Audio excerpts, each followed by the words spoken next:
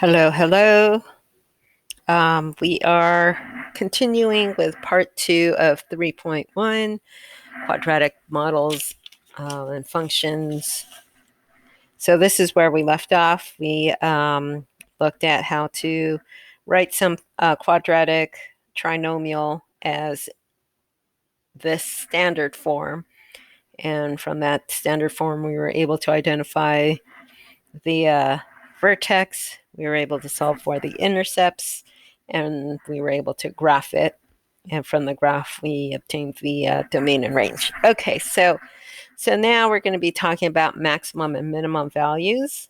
Okay, so if you see here, these quadratics, these have these shapes of this parabola here, and we see that there is this sort of turning point at the vertex, right? And so we already said from up here, let's take a look. Where is it? Over here, it looks like this if A is positive, it looks like this if A is negative, but regardless of which parabola you have, we do see this turning point that happens here at the vertex. And so what happens is we have a minimum value when we have this shape. We have this minimum value here. And when we have this inverted parabola, then we have this value up here, which is the maximum. So you can imagine if something is behaving like, let's say something is like maybe a ball. A ball is being thrown, and so it has this height, and then it reaches its maximum height, and then it starts to come back down. So it has a maximum value here. Okay. All right, so that's what we're going to be talking about here in part 2. We're going to be talking about maximum and minimums. All right, so continue with your notes. So maximum,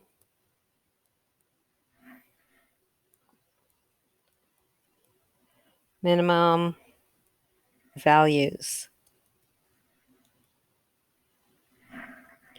All right, so if you have something like this, f of x, it's just standard form, x minus h squared plus k. So if you have that, we already know that if a is positive, then we have this here. And so it turns out that the vertex is hk is a minimum.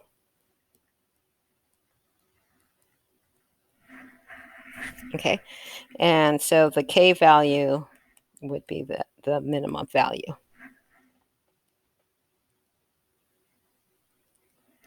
And if a is less than 0, a is negative, then we have this parabola. And so here, the vertex, which is still at hk, is a maximum. Okay, so k would be that max value.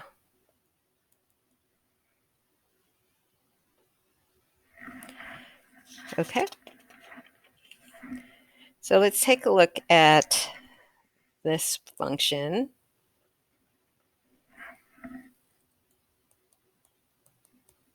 F of x equals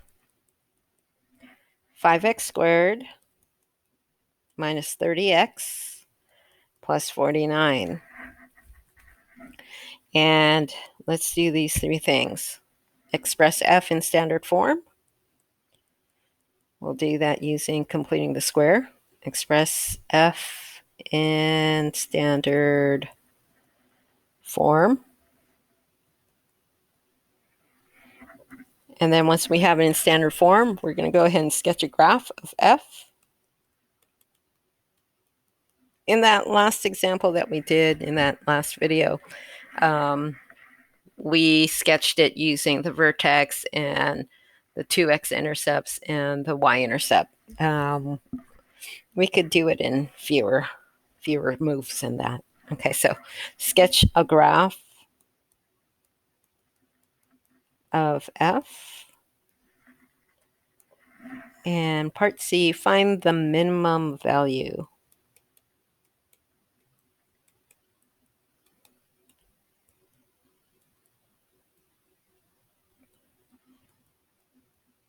Okay, so, and they said minimum and not maximum because A is positive, which means that this is a parabola that opens upward, which means that the vertex is down below here and is a minimum.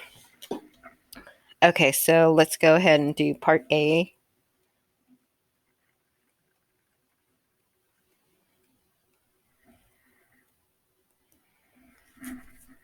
All right, standard form.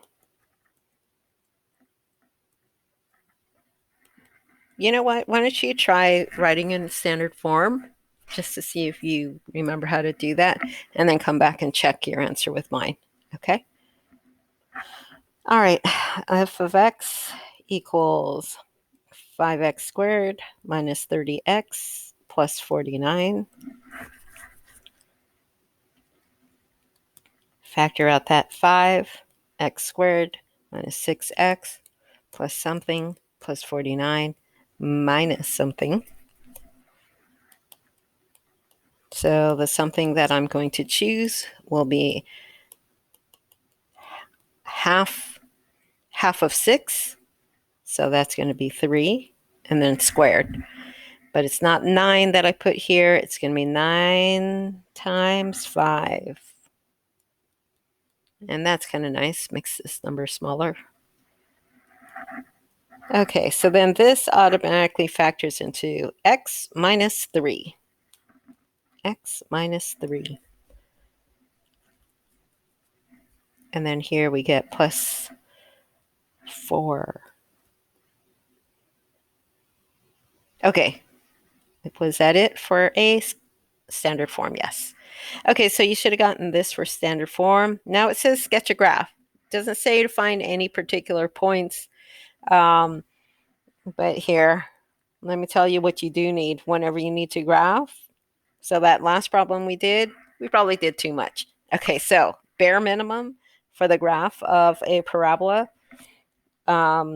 you always need the vertex.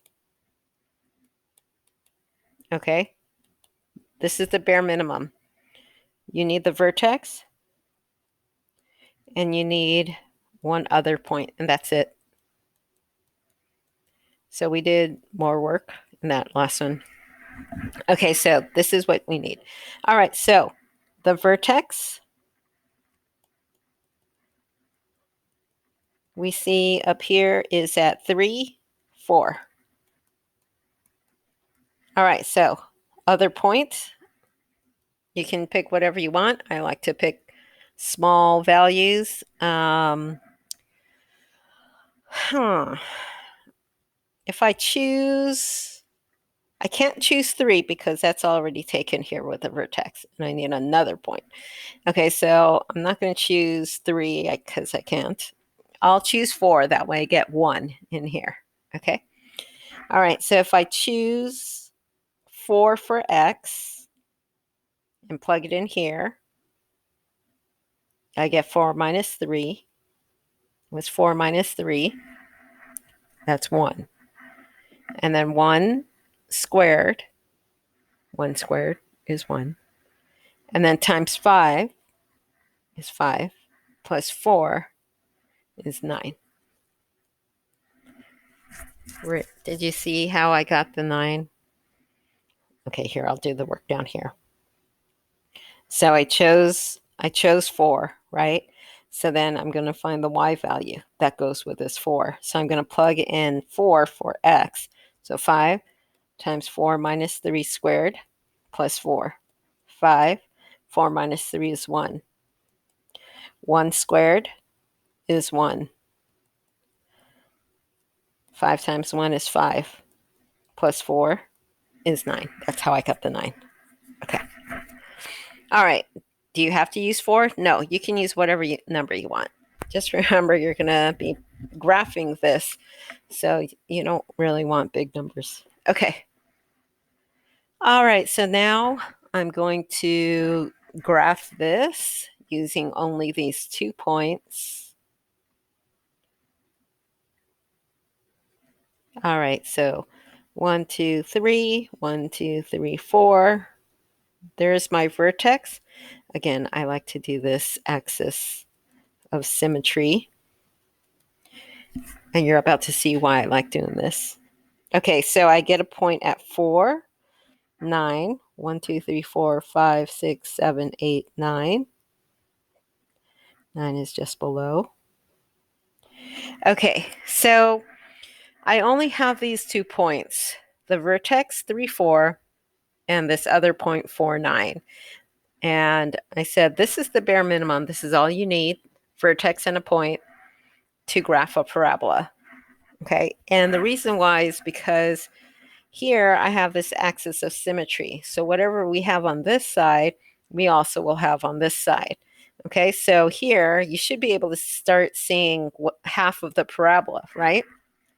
So I'm going to go ahead and draw that half. Okay, so I have that half of the parabola.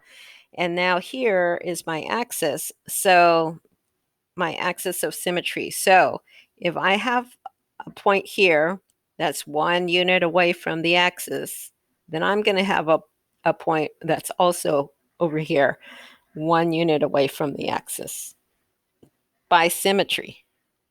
Okay, and that's how we get the other half of the parabola. So that's why I say you only need 2 points to graph the full parabola, because you'll have the 2 points. So you get half of your parabola, and by symmetry, point over here, point directly across, same distance to the axis. If this point is 5 units away, then you'll have a point on this side that's 5 units away. Okay? All right, so we did the graph. And part C, find the minimum value. All right, so part C, find the minimum value. All right, so that would be this here, the y value, which is 1, 2, 3, 4, 4, 4. Okay. Okay, so let's take a look at a quadratic that is not written in standard form. So what do we do if we have it written like this? How do you find all of the information that we want? Okay. All right. So without having to turn it into standard form. Okay. So let's go ahead and title this part Quadratics. And these are the ones that are not in standard form.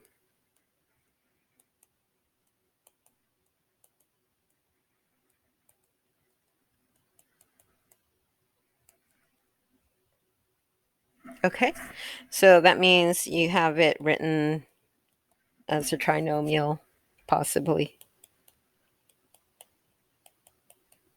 Okay, so when it's written like this. So when it's written like this, there's a cute little formula, small but mighty. Okay, and that little formula looks like this: negative b over 2a. Okay, so and I will list all the different things that you can find using this. This here represents your axis of symmetry,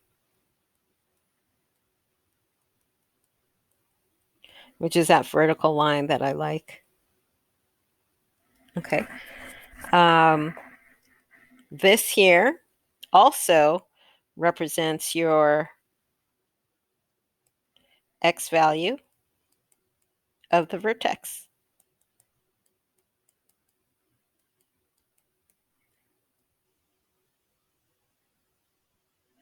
Okay, so that h thing, that is in the standard form. Okay, so here, and when we're graphing, or trying to find the maximum or the minimum, we need the vertex, right? And so here you have, with this little formula, you already found half of your vertex. You found the x half, right?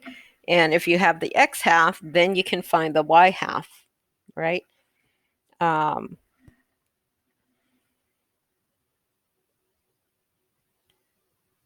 So you use this x value to find the y value. Oops, y value. To find the y value of the vertex, which is going to be your maximum or your minimum, right? Okay, so this x equals negative b over 2a, small but mighty. Okay, so let's take a look at an example. Suppose that you have this f of x equals x squared plus 4x. All right, find the max or min.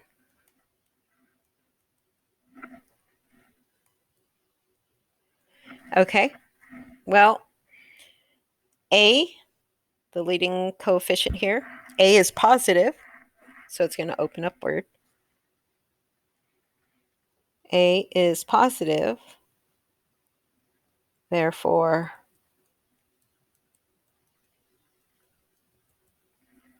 we have this. So we are looking for a minimum.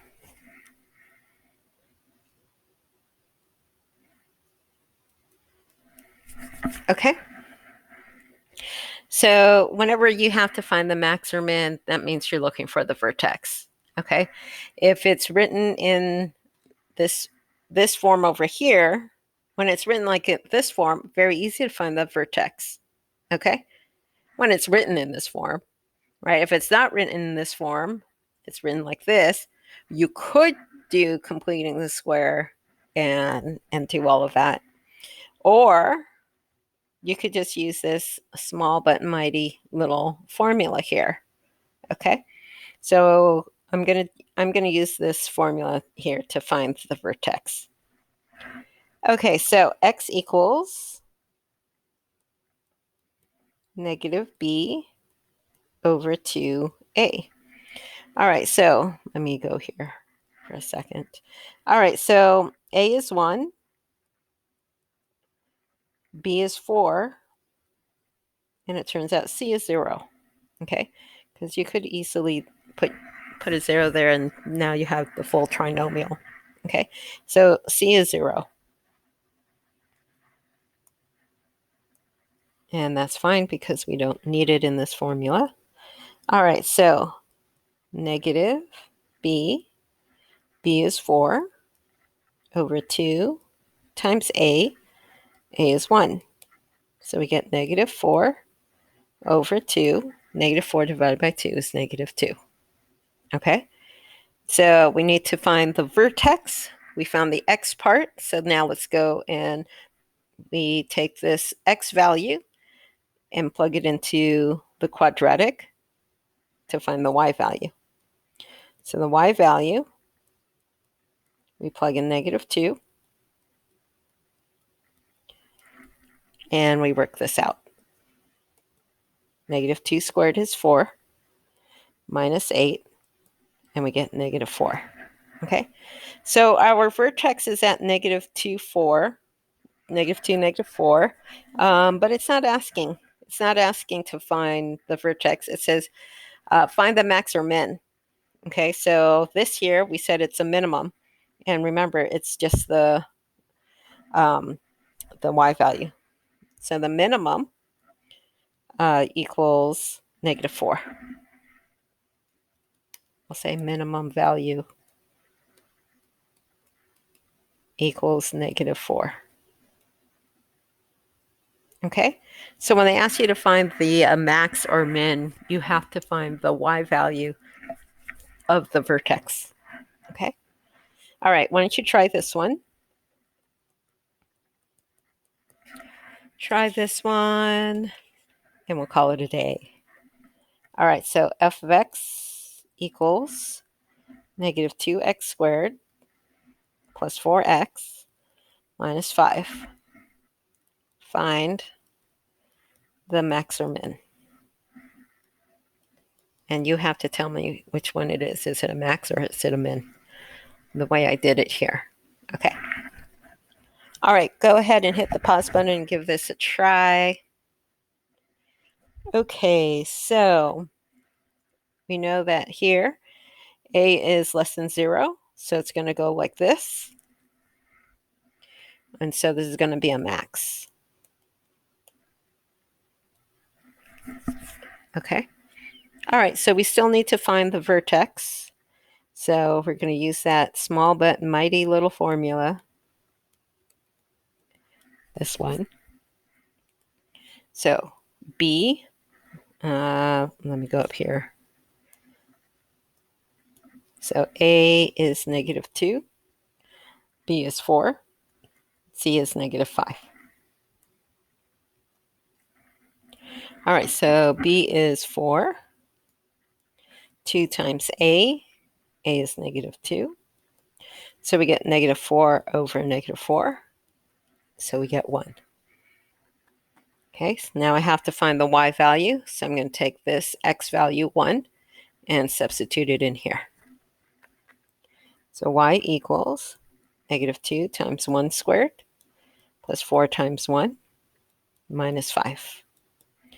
Negative 2 times 1 plus 4 minus 5. That's negative 2 plus 4 minus 5. That's 2 minus 5. That's negative 3. Okay, so we said this is a maximum value. So we have a max value of negative 3. All right, so that is it. If you have any questions, make sure you message me. I will see you next time.